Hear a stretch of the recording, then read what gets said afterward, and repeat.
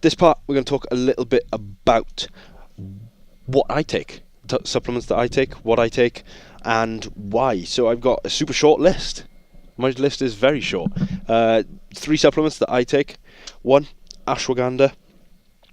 Second one, vitamin D. I take those 2 every single day. And then one that I also use, L-tryptophan. I also use L-tryptophan, not religiously. I don't use that every single day. Something I did use every single day for a short period to test out. Found that it worked, and then sort of didn't need it quite so much, and just now, every now and again, when I feel that I need it, I'll talk a little bit more about that when I get to it. But to get us going, talk a little bit about ashwagandha. I'll talk about each of them individually, a little bit on the research, and then a little bit about sort of why I take it, and then a little bit on the research and those kinds of things. So the first one for me, take it every single day, ashwagandha.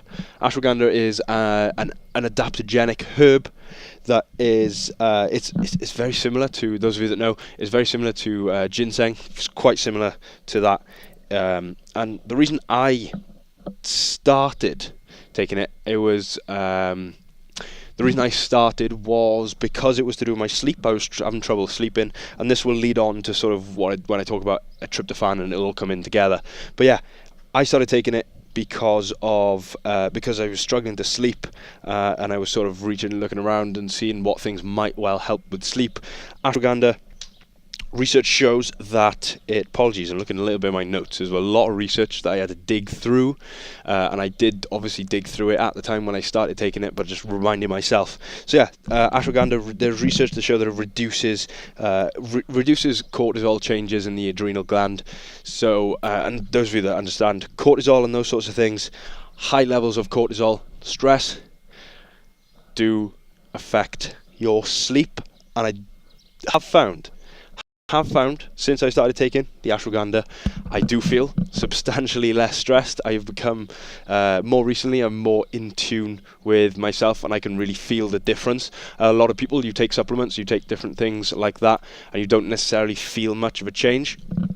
But for me, when I do take something new, like ashwagandha, like tryptophan, I can definitely feel the difference. I feel as though I'm more in tune and able to sort of tell that there is a difference with certain things and there isn't a difference with others. But yeah, that was sort of the main reason why I started taking the ashwagandha. It was because I was having trouble sleeping, and it wasn't necessarily like insomnia or anything like that, or like I wasn't sleeping at all. It was just in terms of my sleep hygiene wasn't particularly good.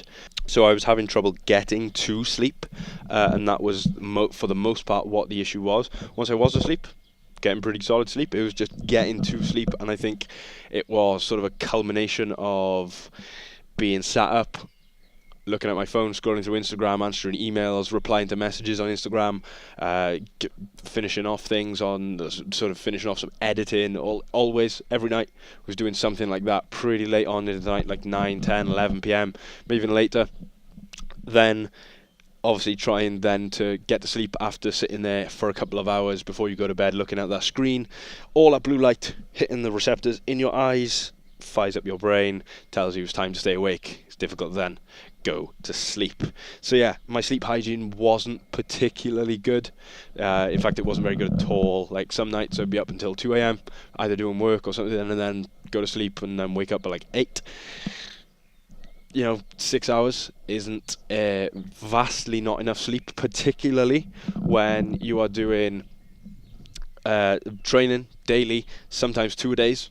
So sleep then becomes, particularly when you start doing 2 days, sleep becomes it's a non-negotiable anyway. But if you then do not sleep and do 2 days, you are running yourself into the ground.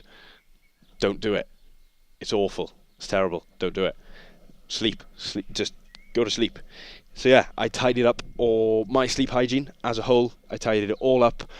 So now screens go off at the latest 9 p.m, and then by 10:30 I'm going to sleep. So I take that time, the time between 9 and 10, I either read, I will listen to something more recently, audiobooks. I will listen to audiobooks. I will dig through a chapter and just sit there in the dark. I will sit there in the dark, in bed, headphones in, and just zone out and listen to the audiobook. that definitely helps. That helps massively. Guided meditation is something that I've started doing a couple of times. Brain FM, those of you that struggle to sleep, Brain FM is a really, really good thing. Take a look. It's sort of music. There is a sleep. There is also a focus on there. Go and check it out. You'll be able to find out more than what I can tell you here. But yeah, go and check out brain.fm and you read up on that. It's really, really good. But anyway, coming back to the ashwagandha, I started taking it because I was struggling with sleep. It is also anti-inflammatory. Helps against, research shows that it is anti-inflammatory, helps against things like arthritis, osteoarthritis.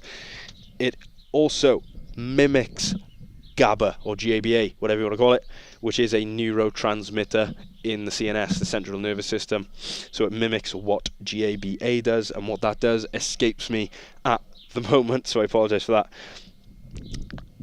It also, research has shown, there's been quite a bit of research from what I've seen and what I've looked through, there's quite a bit of research on it having an impact on neurodegenerative diseases like Alzheimer's and Parkinson's, and helping with things like that. But those were sort of other things that the research showed as I was having a look through, so I thought it might be relevant. Yeah, also, last thing, cognition. Helps with cognition, helps with brain function. How much of that, I do not know. The research seems kind of vague on that aspect, but there is some research which cites that it does aid in cognition and brain function, but that isn't the primary reason why I use it. But yeah, for me, the biggest thing was the reduction of cortisol levels and trying to bring cortisol levels down and seeing if that had an effect on my sleep, in line with obviously just dialing in my sleep hygiene, getting to bed earlier, and all those things.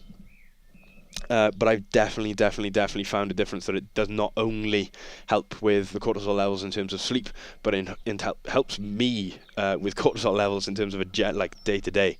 I feel far more relaxed, far less stressed. Not that I have too many things to be stressed about, although there's a lot to do on a day to day, but I love what I do. It's always good fun. Never too stressed. Yeah, that's pretty much it for the ashwagandha.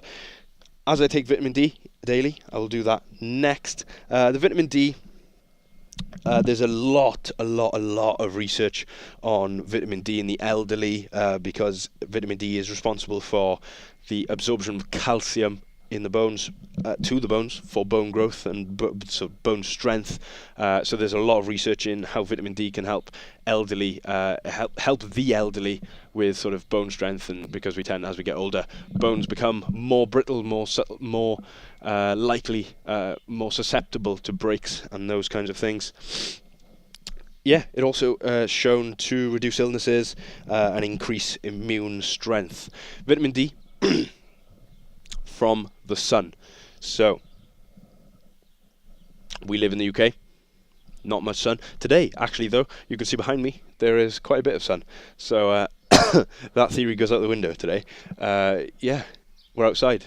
I'm under an umbrella just because it's pretty warm in the sun, and for recording this makes it a little bit easier with the lighting, because there's a lot of clouds passing over in front of the sun. But yeah, so the research, and then further on from the research, we do get vitamin D from the sun. The upper limit or recommendation of supplemented vitamin D is sort of somewhere around 5,000 IU is the upper limit.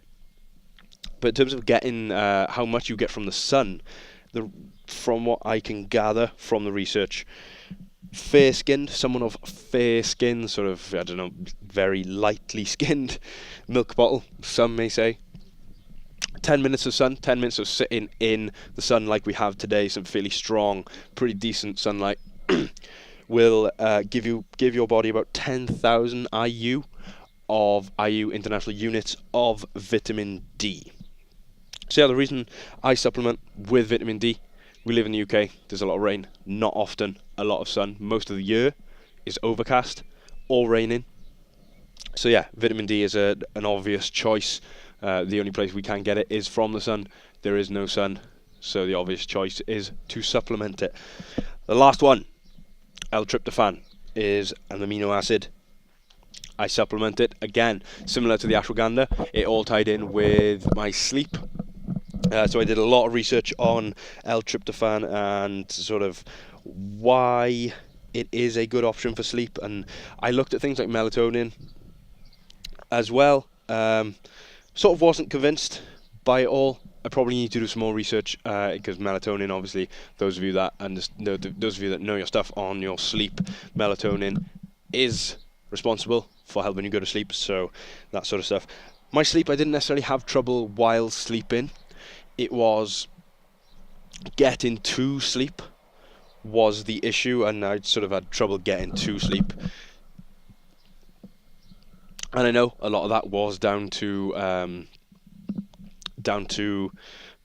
my sleep hygiene and sort of going to bed late, sitting up in front of the screen. But I did do, I have sort of, in the past couple of months while I've been taking this, and I have dialed in my sleep hygiene, I have sort of tested it and tested without the L-tryptophan before going to bed, and I've definitely found that it does help hugely with getting to sleep, and that sort of ties in with the research that I sort of looked up a little bit more earlier, went a little bit further in depth with sort of the dosages and whatever. And the research shows that even down to some research done on some mild insomniacs, which they classed a mild insomniac as someone with 30 minutes of sleep latency. So it takes 30 minutes for you to fall asleep. And for the purpose of that research, those were classed as mild insomniacs. And they found that even down to a quarter of a gram supplemented L-tryptophan reduced sleep latency, so reduced the time that it took for you to get to sleep. So I think definitely in line with my own experiments, it does definitely reduce sleep latency and helps me get to sleep much quicker. But then there is other research that does suggest that you need at least 1 gram supplemented for it to really affect your sleep latency and to bring the reduce sleep latency and help you get to sleep quicker. Generally, on someone with good nutrition, you will consume sort of 1.5 to 2 grams ish of L-tryptophan on a daily basis. But yeah, some research says there's research that was tested on quarter of a gram, half a gram, 3/4 and 1 gram supplemented per night, and even down to the group that took 1/4 of a gram. There was a reduction in sleep latency, so they got to sleep much quicker, which was exactly what I wanted. So from the research I did, L-tryptophan top of the list for me. Then a little bit further into research, there is a little bit of contention on whether it sort of has an effect on REM sleep, your rapid eye movement sleep, which is stage 4 sleep. Some studies showed that it did also, as well as having an effect on sleep latency, it also had an effect on increasing your time spent in REM sleep.